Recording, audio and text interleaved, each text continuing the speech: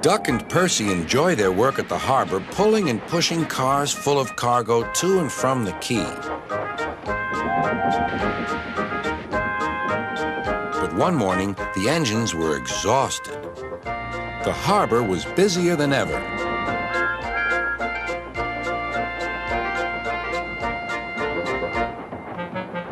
Sir Topham Hatt promised that another engine would be found to help them.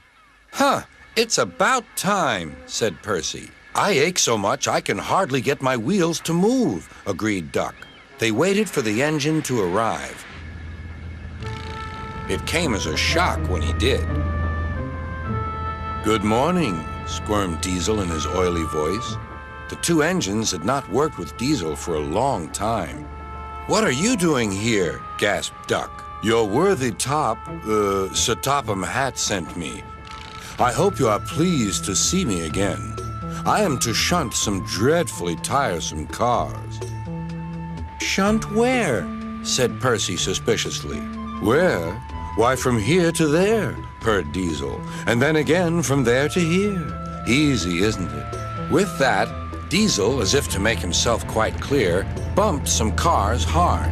"Oh!" screamed the cars. "Grrr!" growled Diesel.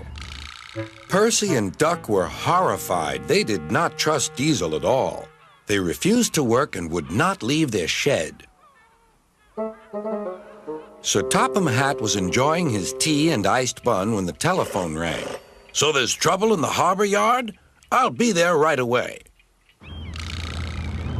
Diesel was working loudly and alone. Cargo lay on the quay. Ships and passengers were delayed. Everyone was complaining about Sir Topham Hatt's railway. Percy and Duck were sulking in their shed. "What's all this?" demanded Sir Topham Hatt. "We're on strike, sir," said Percy nervously. "Yes," added Duck. "Beg pardon, sir, but we won't work with Diesel, sir." "You said you sent him packing, sir." "I have to give Diesel a second chance," replied Sir Topham Hatt. "I'm trying to help you by bringing Diesel here. Now you must help me. He was the only engine available." Percy and Duck went sadly back to work. Next morning, things were no better. Diesel's driver had not put his brakes on properly, and Diesel started to move. He went bump straight into Percy. "Wake up there, Percy," scowled Diesel. "You have work to do." He didn't even say he was sorry to Percy. Later, Diesel bumped the cars so hard that the loads went everywhere. "What will Sir Topham Hatt say?" gasped Percy. "He won't like it," said Duck.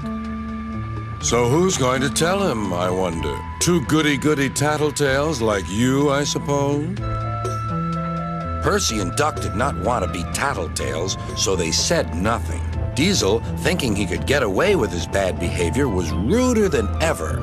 Next day, he was shunting freight cars full of china clay. He banged the cars hard into the buffers, but the buffers weren't secure. The silly cars were sunk.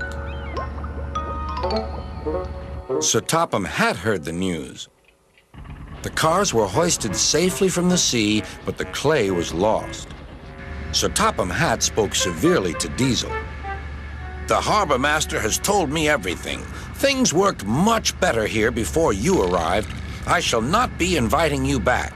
Now, Duck and Percy, I hope you won't mind having to handle the work by yourselves again." "Oh, no, sir. Yes, please, sir," replied the engines.